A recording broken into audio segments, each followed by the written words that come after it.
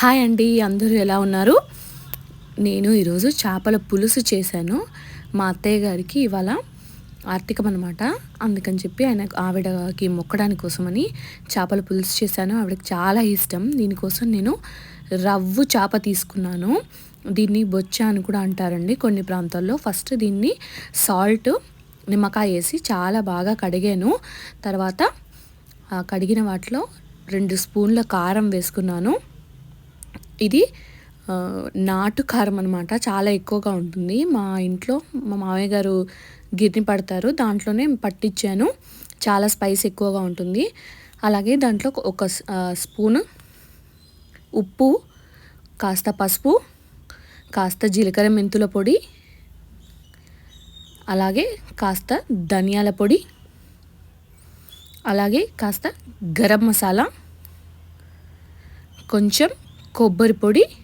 నేను ఇది కొబ్బరి పొడి ఎలా చేయాలన్నది వీడియో పెట్టానండి, వాచ్ చేయండి. వీటన్నిటిని మంచిగా కలుపుకోవాలి. ముక్కకు పట్టేలాగా అన్ని సైడ్స్ పట్టేలాగా చాలా బాగా కలిపిన తర్వాత కాస్త అల్లం వెల్లుల్లి పేస్ట్ కూడా వేసి మంచిగా కలపాలండి. ఇలా కలిపిన వాటిని ఒక ½ అన్ అవర్ వరకు పక్కకు పెట్టుకోవాలండి. అలా పట్టుకుంటే ముక్కకు ఉప్పు కారం పడుతుంది. ఇంత లోపల 2 పెద్ద ఉల్లిపాయలను ఇలా కాల్చుకున్నానండి నేను స్టవ్ పైన. యాక్చువల్గా ఇది కట్టెల పొయ్యి మీద అయితే చాలా బాగుంటుంది. కట్టెల పొయ్యి మీద అన్ని వైపులా పర్ఫెక్ట్గా కుక్ అవుతుంది. అలాగే ఆరోగ్యానికి కూడా చాలా మంచిది. స్టవ్ మీద ఇక మనకు ఇక్కడ ఆప్షన్ లేనప్పుడు కాల్చుకోవాలండి. అలా కాల్చుకున్న ముక్కల్ని కడిగి చిన్న చిన్న ముక్కల్లా కట్ చేసి మెత్తని పేస్ట్ లాగా పట్టుకోవాలండి. అలాగే కాస్త చింతపండును కూడా నానబెట్టి పెట్టుకోవాలి. ముందుగా నేను చింతపండును వేడి నీళ్ళతో కడిగానండి. ఎందుకంటే చింతపండు మనకు మార్కెట్ నుంచి వచ్చినప్పుడు దాని మీద ఏదైనా డస్ట్ కానీ, లేదంటే దాని లోపల ఏదైనా ఫంగల్ ఇన్ఫెక్షన్స్ ఎలా ఉన్నా కానీ కొంచెం వేడి నీళ్ళతో కడిగేసి ఒక 5 మినిట్స్ నానబెట్టి కడిగితే పోతుందండి. తర్వాత నీళ్ళు పోసి ఒక ½ అన్ అవర్ అలా నానబెట్టి పెట్టుకోవాలండి.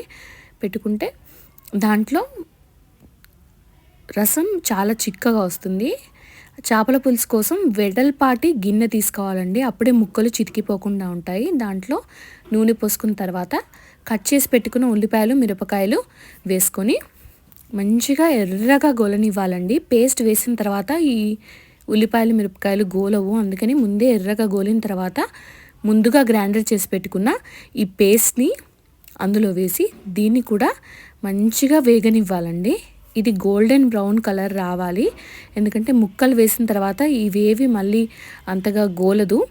అందుకని చెప్పి ముందే గోల్డెన్ బ్రౌన్ కలర్ వచ్చిన తర్వాత ఈ ముక్కలన్నిటినీ ఒకదాని తర్వాత ఒకటి మంచిగా వేయాలండి. ముక్కలన్నిటినీ వేసేసి ఒక్కసారి కలిపి స్టవ్ మీడియం టు ఫుల్ మధ్యలో పెట్టాలండి. అలా ఫుల్గా పెట్టకూడదు, అలాగని తక్కువ కూడా పెట్టకూడదు. ముక్క చితికిపోతుంది. పెట్టేసి కాసేపు వాటిని గోలనిచ్చిన తర్వాత మనం టాసింగ్ చేయాలండి. వాటిని ఎప్పుడు చేప ముక్కను కలపకూడదు.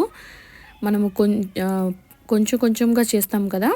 ఒకవేళ గట్టిగా కలిపితే ఈ రవ్వు చేప ముక్క విడిపోతుంది. అందుకని చెప్పి ఇలా టాసింగ్ చేయాలి. ఫస్ట్ గోలిన తర్వాత ఒకసారి నేను టాసింగ్ చేశాను, మళ్ళీ ఇది రెండోసారి అండి టాసింగ్ చేయడం. ఇలా చేస్తే ముక్క కదలకుండా ఉంటుంది, బాగుంటుంది. తర్వాత దాంట్లో నానబెట్టి పెట్టుకున్న చింతపండు రసంగా తీసి నేను ఏదైతే చేపల ముక్కలు కలిపి పెట్టుకున్నానో దాంట్లోనే రసం పోసాను. అడుగున ఏదన్నా ఉప్పు, కారం, మసాలాలు ఏదన్నా ఉన్నా దాంట్లోకి చింతపులుసులోకి వచ్చేస్తాయని. తర్వాత ఈ చింతపులుసుని అందులో వేసి మళ్ళీ ఒకసారి ఇలా కలిపేసుకున్నానండి గిన్నెనంతా.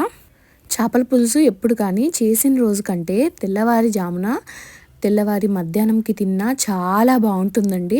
ఆ రోజు కంటే ఇలా ముక్కల్ని ఒక 10 నిమిషాలు మంచిగా ఉడికేసుకున్న తర్వాత అందులో కొత్తిమీర జల్లేసుకొని దించేసుకోవాలండి. స్టవ్ మించే ఉంచకూడదు, ముక్క చితికిపోతుంది. ఒకవేళ వీడియో నచ్చితే ప్లీజ్ లైక్ చేయండి, షేర్ చేయండి, సబ్స్క్రైబ్ చేయండి.